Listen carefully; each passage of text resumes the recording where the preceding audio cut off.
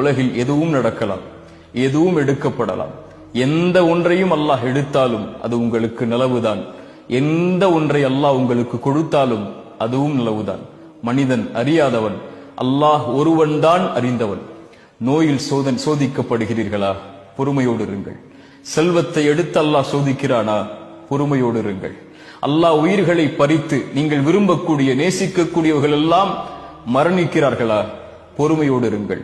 அல்லாஹ் உங்களை கண்ணியத்தில் சோதிக்கிறானா? பொறுமையோடு இருங்கள். வாழ்வு சிதைக்கப்பட்டு சோதிக்கப்படுகிறீர்களா? பொறுமையோடு இருங்கள். உறவுகள் பிரிக்கப்பட்டு சோதிக்கப்படுகிறீர்களா? பொறுமையோடு இருங்கள். அல்லாஹ் உங்களை மட்டும் அப்படி சோதிக்கவில்லை.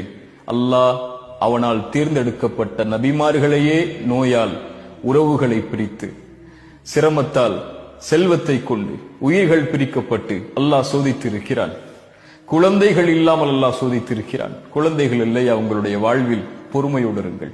வபஷ்ஷிரிஸ் சாபிரீன், பொறுமையை கடைபிடியுங்கள். இப்படி எந்த வழியில் மரணம் வரை உங்களை அல்லாஹ் சோதித்தாலும் பொறுமையை கடைபிடித்தால் வபஷ்ஷிரிஸ் சாபிரீன், அந்த பொறுமையாளர்களுக்கு நற்செய்தி சொல்லுங்கள்.